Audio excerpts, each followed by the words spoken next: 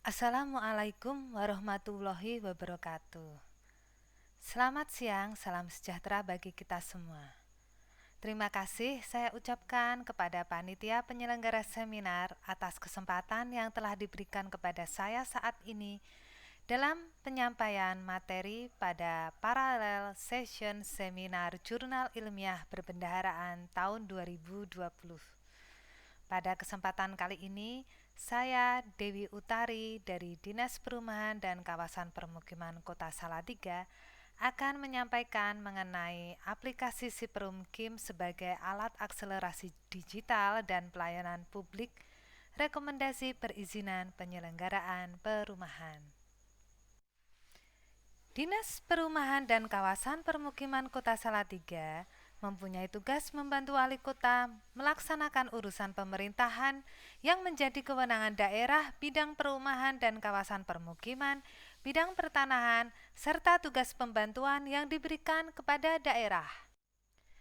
Bahwa untuk penyelenggaraan pemerintah daerah telah diatur dalam Undang-Undang 23 tahun 2014 dan di dalam pembagian urusan pemerintahan bidang perkim suburusan perumahan untuk daerah kabupaten kota salah satunya adalah penerbitan izin pembangunan dan pengembangan perumahan.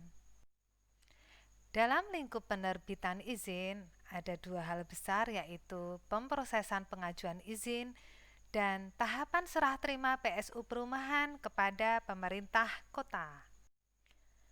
Yang kami jadikan dasar hukum sebagai acuan adalah Undang-Undang Nomor 1 Tahun 2011, kemudian PP Nomor 14 Tahun 2016, Permendagri Nomor 9 Tahun 2009, Perda Kota Salatiga Nomor 5 Tahun 2017 dan Perwali Salatiga Nomor 74 Tahun 2018.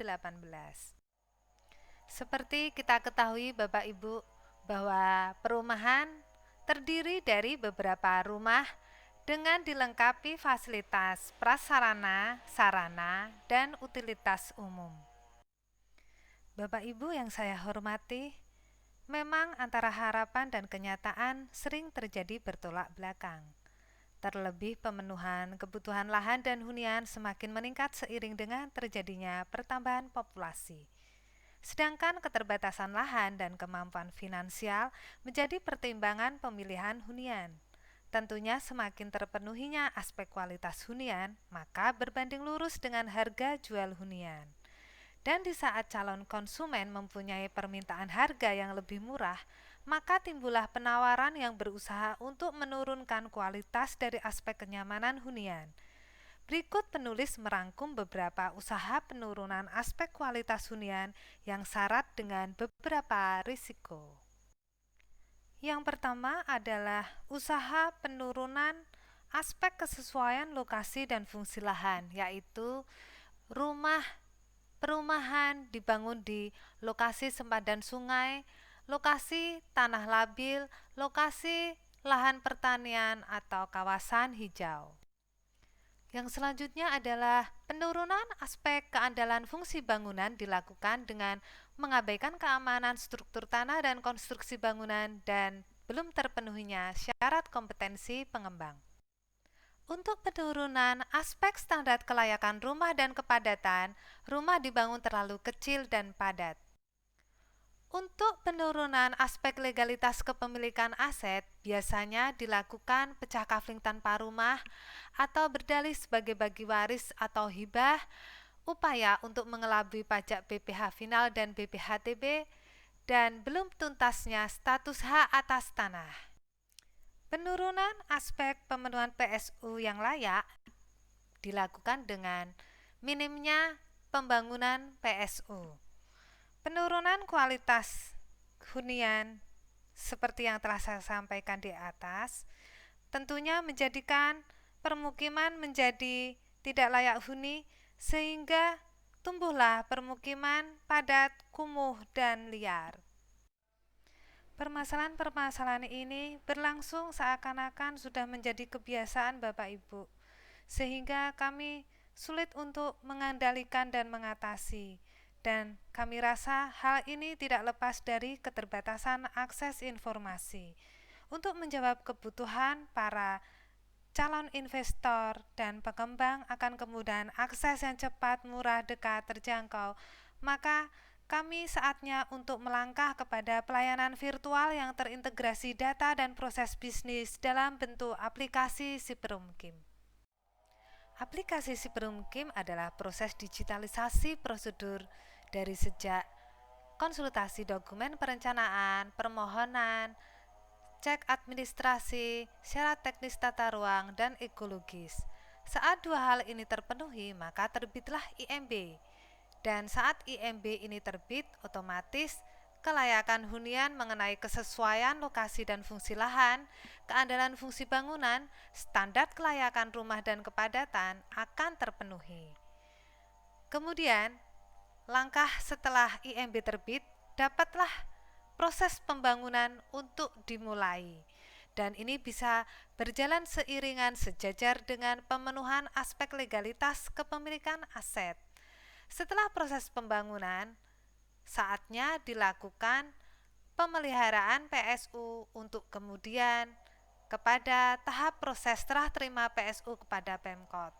Saat proses serah terima PSU ini, maka otomatis pemenuhan PSU perumahan yang layak akan tercapai. Muara dari terpenuhinya kelima aspek kualitas hunian ini akan mendeskripsikan tingkat angka kenyamanan hunian. Aplikasi ini juga didukung dengan fitur call center, pengaduan, rapor kepatuhan pengembang, angka kenyamanan hunian, daftar hitam, perbankan, produk barang dan jasa dari swasta penunjang. Sehingga dari aplikasi Siperumkim ini, rekam jejak proses bisnis perizinan secara otomatis akan menggambarkan tingkat pelanggaran dan kepatuhan pengembang sebagai manifest prestasi pengembang dan terukur dalam rapor kepatuhan pengembang dengan skala 1 hingga 5. RKP juga bermanfaat sebagai identitas pengembang yang telah terverifikasi. Nilai RKP akan menghasilkan insentif, disinsentif, dan sanksi. RKP juga menjadi prestis dan penyemangat bagi pengembang yang patuh terhadap aturan dan sebagai cambuk bagi pengembang nakal untuk memperbaiki performa. Sedangkan angka kenyamanan hunian akan menjadi sebuah scoring yang mempunyai nilai prestis hunian. Angka kenyamanan hunian juga berfungsi sebagai edukasi kepada masyarakat tentang bagaimana melihat sebuah risiko dari suatu aktivitas pemenuhan kebutuhan primer hunian yang syarat dengan investasi. Manfaat dari pemakaian aplikasi Siperumkim ini dapat dirasakan oleh Dinas PKP dan stakeholder terkait, pengembang dan calon investor, masyarakat, perbankan, dan pengusaha dan sektor swasta lainnya. Manfaat bagi Dinas PKP untuk pemakaian aplikasi ini yaitu sebagai alat pengaturan, pengendalian, dan pembinaan bagi pengembang, juga media informasi kepada masyarakat mengenai perumahan beserta tingkat angka kenyamanan hunian, sebagai alat edukasi pemahaman manajemen risiko dalam bentuk yang sederhana dan mudah diingat, juga alat monef pelaksanaan perizinan perumahan dan mencegah terbentuknya kawasan kumuh dan liar sehingga mempermudah penataan permukiman yang berbasis masyarakat. Untuk masyarakat, manfaat aplikasi ini yang nanti akan bisa dirasakan yaitu sebagai akses informasi untuk memahami arti sebuah nilai kenyamanan hunian dan risiko hunian saat mereka akan membeli rumah. Kemudian juga sebagai akses informasi untuk pemenuhan aksesoris penunjang kebutuhan hunian dan utilitas rumah. Manfaat yang dirasakan pengembang untuk aplikasi ini yaitu sebagai sarana pelayanan digital, sarana kepastian hukum, kemudahan dan kepastian investasi, juga sebagai alat perhitungan proyeksi keuntungan bisnisnya dan alat eksistensi pengembang. Manfaat aplikasi bagi stakeholder terkait yaitu meningkatkan pendapatan daerah, pajak pusat, menstimulus terpenuhinya kepatuhan norma dan tampilan kota yang lebih cantik dan tertata, juga mengamankan sumber daya air, sempadan sungai, kawasan lindung, dan ketahanan pangan. Manfaat aplikasi bagi perbankan yaitu sebagai sarana publikasi produk KPR dan permodalan bagi pengembang perumahan. Manfaat bagi pengusaha dan sektor swasta yaitu sebagai sarana publikasi produk barang dan jasanya, juga sarana berinovasi di dalam memenuhi kebutuhan konsumen perumahan.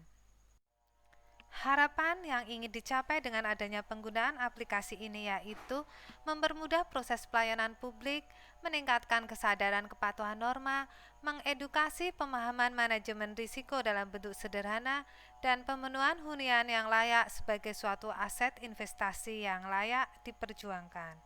Akhir kata, demikian yang dapat saya sampaikan. Terima kasih dan mohon maaf jika ada tutur kata yang tidak berkenan. Wassalamualaikum warahmatullahi wabarakatuh.